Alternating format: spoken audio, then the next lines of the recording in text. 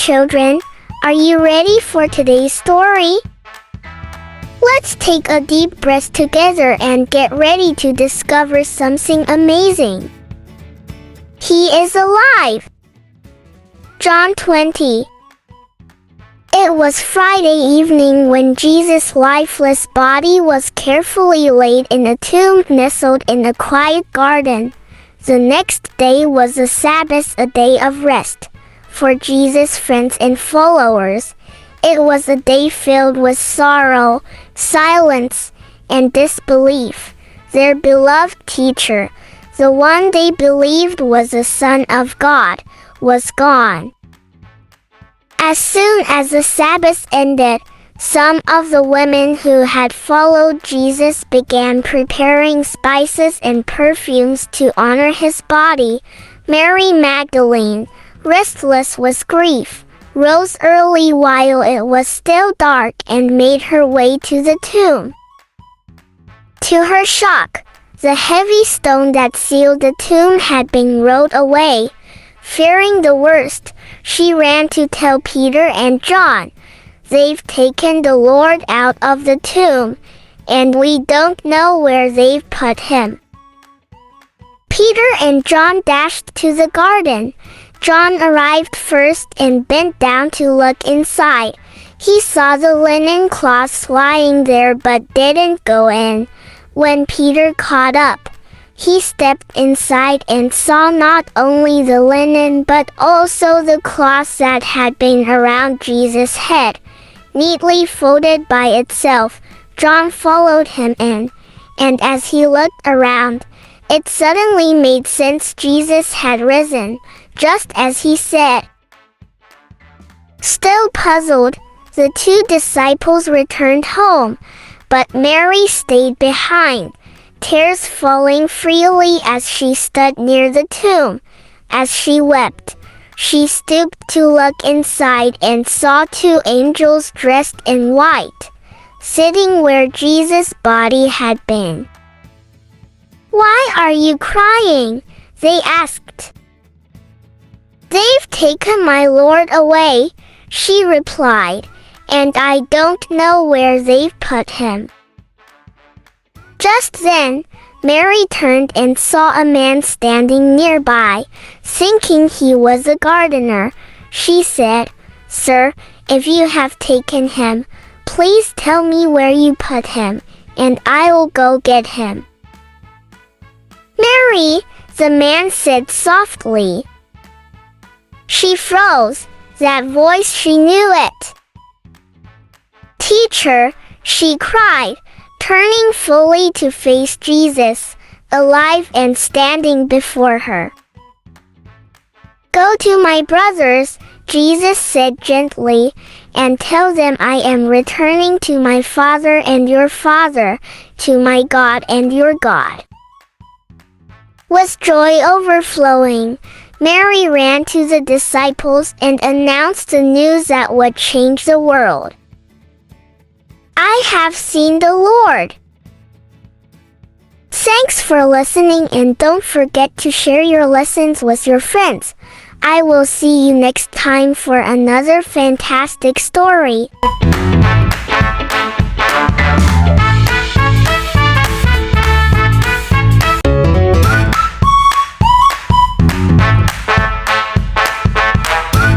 Okay, children, are you ready for today's story? Gather round and get cozy. Put away your toys and any distraction, and make sure your ears are ready to listen. Let's take a deep breath together and get ready to discover something amazing. The Call of Abraham. A Journey of Faith. Genesis 11 and 12. A long time ago, in a bustling city called Ur, lived a kind man named Abraham and his wife Sarah. They had a comfortable life, with cozy homes and friendly neighbors. But one day, something extraordinary happened.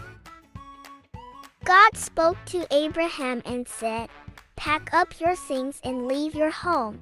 I have a special land to show you. I will bless you and make your family famous. Through you, all the people on earth will be blessed." Abraham was surprised, leaving everything he knew. That was a big decision, but he trusted God. So, Abraham and Sarah packed their belongings, gathered their animals, and, along with their nephew Lot, set off on a grand journey. They traveled through deserts and over hills, setting up tents under the stars. Along the way, God guided them, promising that one day, their family would be as numerous as the stars in the sky. Even though they didn't know exactly where they were going, Abraham and Sarah believed in God's promise. Their faith and trust led them to a new land called Canaan, where their adventure continued. Thanks for listening, and don't forget to share your lessons with your friends. I will see you next time for another fantastic story.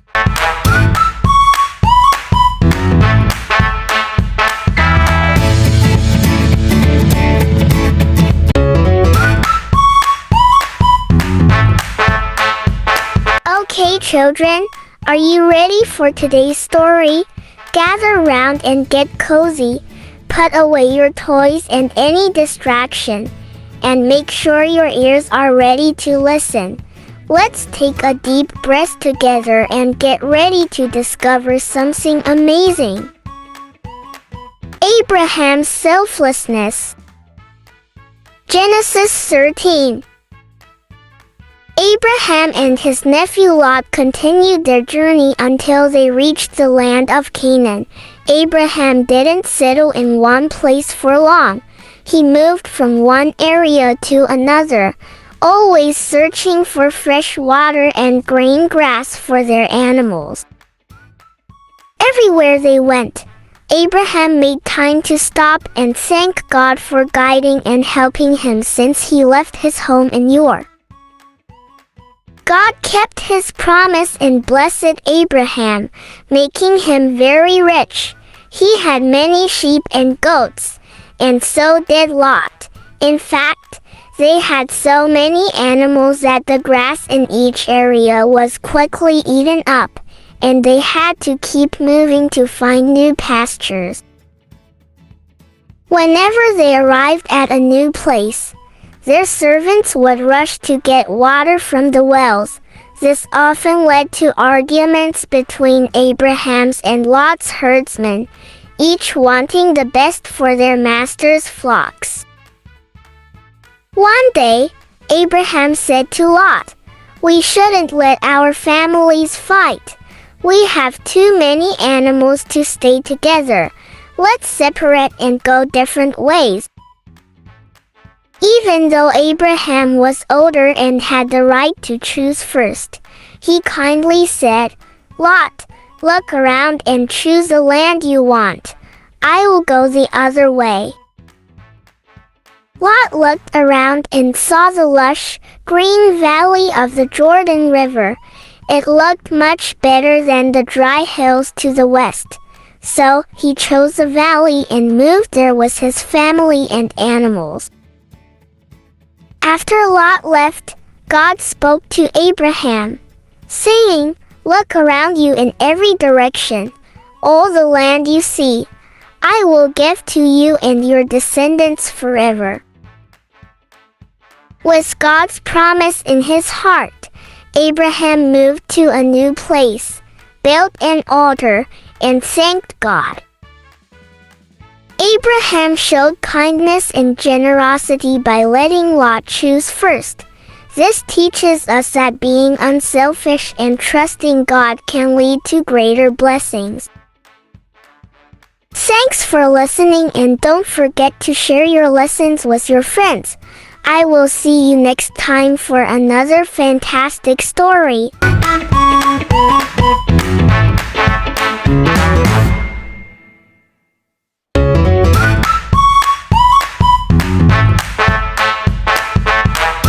Okay, children, Are you ready for today's story? Gather round and get cozy. Put away your toys and any distraction, and make sure your ears are ready to listen. Let's take a deep breath together and get ready to discover something amazing. God's promise. Genesis 15. Lot chose the green plain of Jordan and left his uncle Abraham to go on wandering over the hills, but he was not choosing the best for himself. It was the easiest life. He settled in Sodom, one of the cities of the plain. War broke out between chiefs of nearby cities, and Lot was taken hostage by a chieftain who raided Sodom. Abraham came quickly to the rescue with a strong band of his own men and set Lot free. Abraham would not take payment or reward from the chiefs he had helped, but God talked to Abraham once more, saying, "Don't be afraid, Abraham. I will keep you safe and I will give you a great reward." Abraham wanted neither riches nor honor. There was only one thing he and Sarah longed for: a child of their own. "What good will riches do me?" he asked bitterly. "I have no son to inherit my wealth. Sarah and I are too old now to have children. When I die, one of my slaves will be my heir."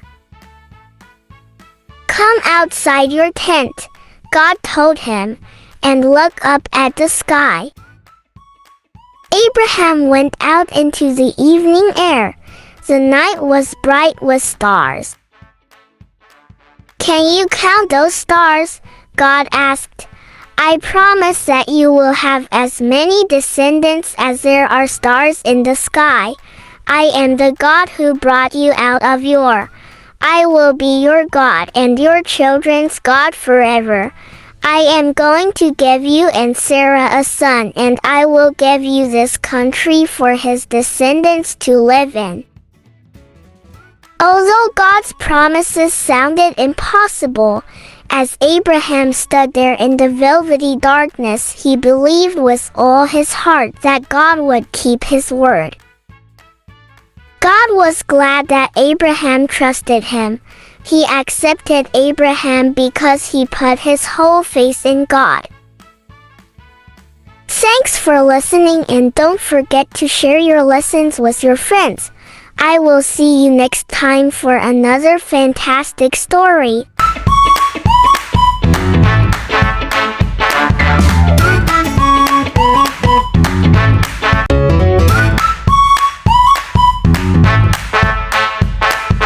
Okay, children, are you ready for today's story? Gather round and get cozy. Put away your toys and any distraction, and make sure your ears are ready to listen. Let's take a deep breath together and get ready to discover something amazing. Hagar runs away. Genesis 16. God had made a special promise to Abraham. He would have a son, even though he and his wife Sarah were very old. But as the years went by, they still didn't have a child. Sarah grew sad and began to wonder if God's promise would ever come true.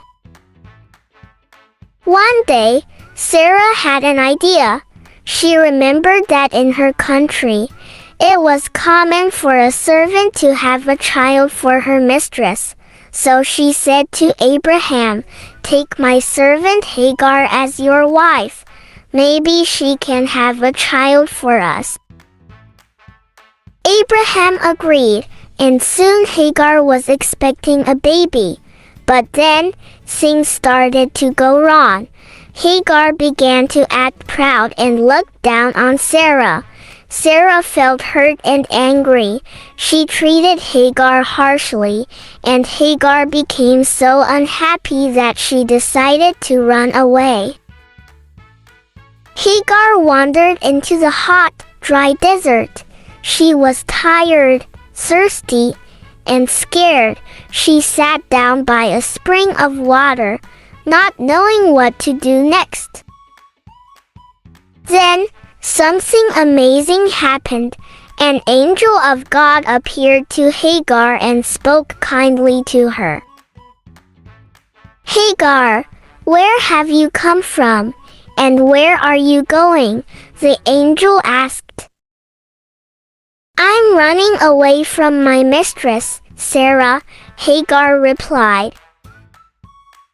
The angel said, "Go back to her and be kind and obedient. I will bless you and your child. You will have a son, and you should name him Ishmael, because God has heard your cries." Hagar was amazed that God saw her and cared for her. She said, "You are the God who sees me." She felt comforted and no longer alone. So Hagar returned to Sarah and Abraham. Later, she gave birth to a baby boy and named him Ishmael, just as the angel had said.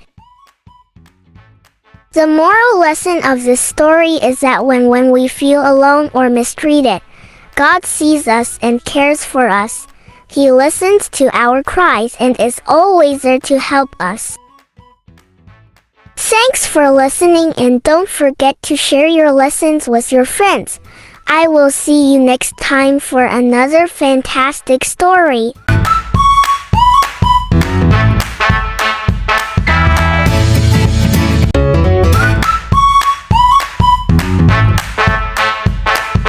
Okay, children, are you ready for today's story? Gather round and get cozy. Put away your toys and any distraction, and make sure your ears are ready to listen.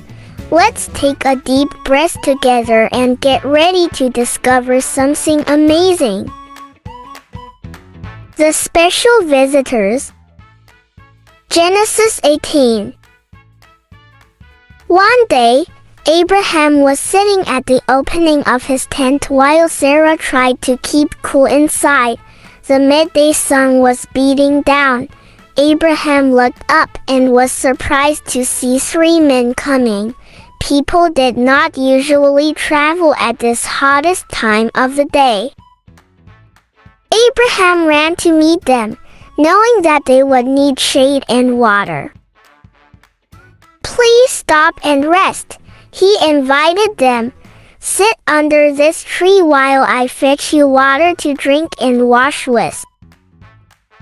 The men sat down gratefully, and Abraham hurried into Sarah and asked her to get a good meal ready for their unexpected visitors. There was bread to be baked, a calf to be killed and cooked, milk and cream to be fetched. All was hustle and bustle. At last, Abraham served the visitors with a fine outdoor banquet under the tree. Then the leader of the 3 strangers asked, "Where is Sarah?" "In the tent," Abraham replied, surprised. "In 9 months' time she will have a son," the man said. Sarah, who was curious to know more about these visitors, had been standing just inside the tent flap, listening. When she heard what the stranger said, she burst out laughing. It was impossible. She was far too old to have a son. "Why did Sarah laugh?" the man asked. "I didn't," called out Sarah, guiltily. "But you did," the man replied. "Is anything too hard for the Lord? I will certainly do as I have promised." When he heard those words, Abraham realized with a shock that none of his visitors were ordinary men. Their leader spoke the words of God himself.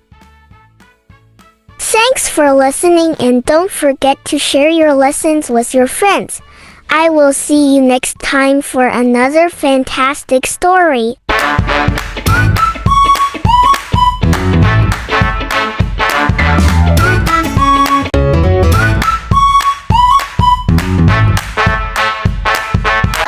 children, are you ready for today's story? Gather round and get cozy. Put away your toys and any distraction, and make sure your ears are ready to listen. Let's take a deep breath together and get ready to discover something amazing. On the way to Sodom. Genesis 18. One hot afternoon, Abraham was resting at the entrance of his tent when he saw 3 visitors approaching. He hurried to greet them, offering water to wash their feet and preparing a meal for them. After they ate, the visitors shared surprising news. Sarah, Abraham's wife, would have a son. As the visitors prepared to leave, 2 of them headed toward the city of Sodom, but one stayed behind to speak with Abraham. This visitor was the Lord. He said, "The people of Sodom are doing many wrong things. I have heard about their wickedness, and I am going to see if it is as bad as I've heard." Abraham was concerned. He knew that his nephew Lot lived in Sodom, and he worried about what might happen to him. So, Abraham approached the Lord and asked, "Will you destroy the good people along with the bad? What if there are 50 good people in the city? Will you still destroy it?"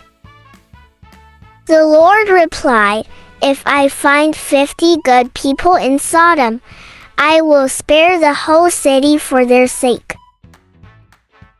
Abraham was bold and continued to ask, lowering the number each time: 45, 40, 30, 20, and finally 10.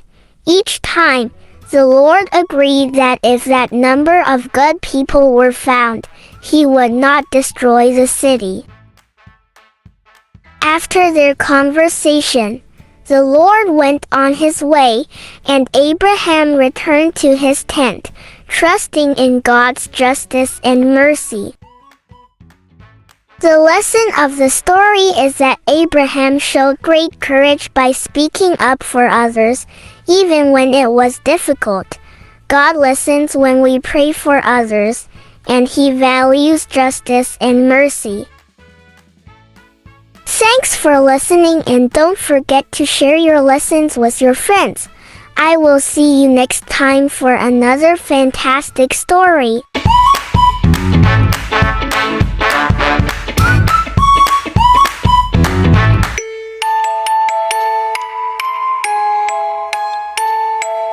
Okay, children, are you ready for today's story?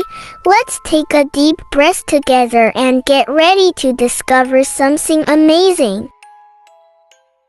The story of Lot's rescue. Genesis 19. As the sun began to set, 2 angels arrived at the gates of Sodom. Lot was sitting there, and when he saw them, he stood up and greeted them warmly. "Please come to my home," he said. "You can wash your feet and spend the night. Then you can continue your journey in the morning." At first, the visitors declined, saying they would stay in the city square, but Lot insisted, and they agreed to go with him. He prepared a meal for them, and they ate together. Before they went to bed, all the men of Sodom, young and old, surrounded Lot's house. They shouted, "Where are the men who came to you tonight? Bring them out so we can harm them." Lot stepped outside and closed the door behind him. "Please, don't do such a wicked thing," he pleaded, but the crowd grew angry and pushed against him, trying to break down the door. The angels reached out, pulled Lot back inside, and shut the door. Then they struck the men outside with blindness. so they couldn't find the door. The angel said to Lot, "Do you have anyone else here, sons-in-law, sons, daughters, or anyone else in the city? Get them out of here, because we are going to destroy this place. The outcry against it is so great that the Lord has sent us to destroy it." Lot went to his sons-in-law and warned them, but they thought he was joking and didn't take him seriously. At dawn, the angels urged Lot, saying, "Hurry, take your wife and your 2 daughters who are here, or you will be swept away when the city is punished." When Lot hesitated, the angels grasped his hand, the hands of his wife, and his 2 daughters, and led them safely out of the city, for the Lord was merciful to them. As they brought them out, one of the angels said, "Flee for your lives, don't look back, and don't stop anywhere in the plain. Flee to the mountains, or you will be swept away." But Lot said, "No, my lords, please. Your servant has found favor in your eyes, and you have shown great kindness by sparing my life. But I can't flee to the mountains. This disaster will overtake me, and I'll die. Look, there's a town near enough to run to. It's small. Let me flee to it. It's very small, isn't it? Then my life will be spared." The angel said, "Very well. I will grant this request too. I will not overthrow the town you speak of, but flee there quickly, because I cannot do anything until you reach it." That town was called Zor. By the time Lot reached Zor, the sun had risen over the land. Then the Lord rained down burning sulfur on Sodom and Gomorrah from the Lord out of the heavens. He overthrew those cities and the entire plain, destroying all those living in the cities and also the vegetation in the land. But Lot's wife looked back, and she became a pillar of salt. Thanks for listening, and don't forget to share your lessons with your friends.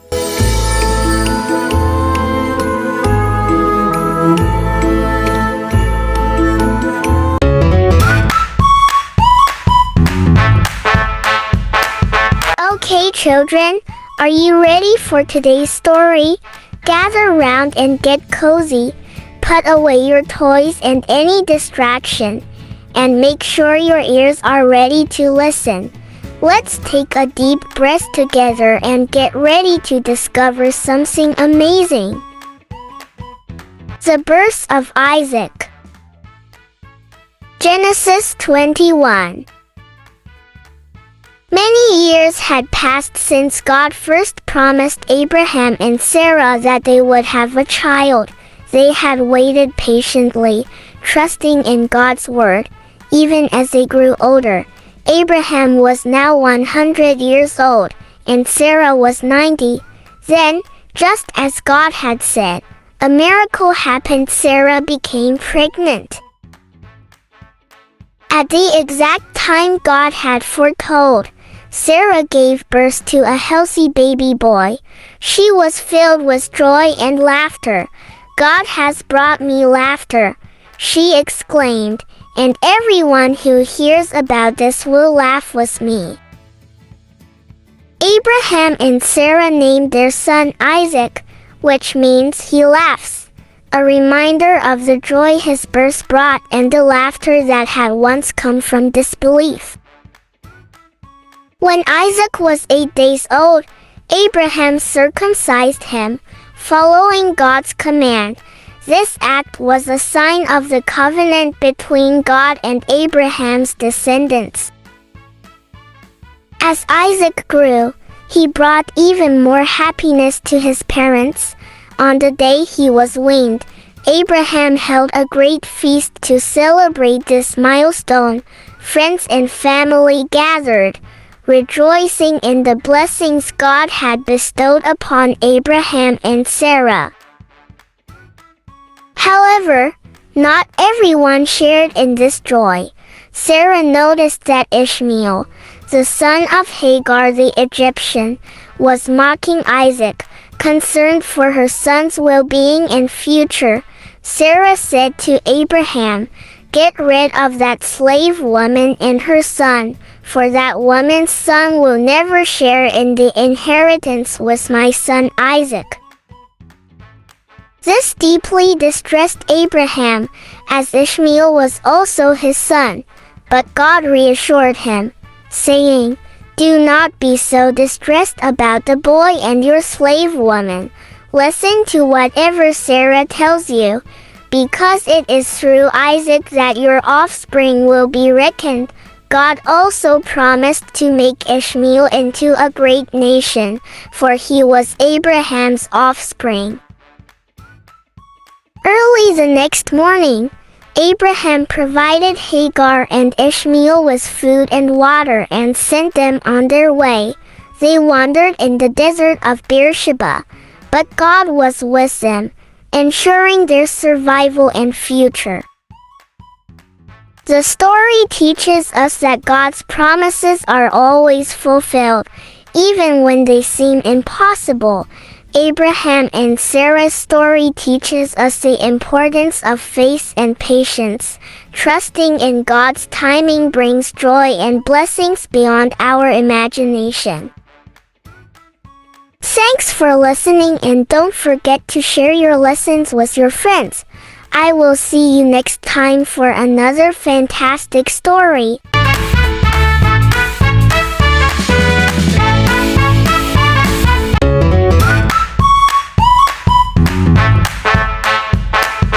Okay, children, are you ready for today's story? Gather round and get cozy. Put away your toys and any distraction, and make sure your ears are ready to listen. Let's take a deep breath together and get ready to discover something amazing. The story of Hagar and Ishmael. Genesis 21. Isaac, the long-awaited son of Abraham and Sarah, had grown and was finally weaned. To celebrate this milestone, Abraham held a grand feast. During the festivities, Sarah noticed Ishmael, the son of Hagar, the Egyptian maidservant, mocking Isaac. This behavior troubled Sarah, and she became concerned about Ishmael's influence on Isaac. Sarah approached Abraham and said, "Get rid of that slave woman and her son, for that woman's son will never share in the inheritance with my son Isaac." This request distressed Abraham because Ishmael was also his son. However, God reassured Abraham, instructing him to listen to Sarah, for Isaac would be the one through whom God's promises would be fulfilled. God also promised that Ishmael would become the father of a great nation. Early the next morning, Abraham provided Hagar with bread and a skin of water, placing them on her shoulder, and sent her away with Ishmael. They wandered in the desert of Beersheba. When the water was gone, Hagar placed her son under a bush and sat a distance away, overwhelmed with sorrow. Unable to watch her child suffer, she wept bitterly. God heard Ishmael's cries, and an angel called to Hagar from heaven, saying, "What troubles you, Hagar? Do not be afraid. God has heard the boy crying." The angel instructed her to lift the boy and take him by the hand, promising to make him into a great nation. Then God opened her eyes, and she saw a well of water. She filled the skin and gave her son a drink. reviving him. God was with Ishmael as he grew up. He lived in the wilderness and became an expert archer. He settled in the desert of Paran, and Hagar found him a wife from Egypt. This story teaches us that even in our most desperate moments, God hears our cries and provides for our needs. Hagar and Ishmael's experience reminds us that we are never alone. God's care and guidance are ever present, offering hope and a future even when the past seems uncertain. Thanks for listening, and don't forget to share your lessons with your friends. I will see you next time for another fantastic story.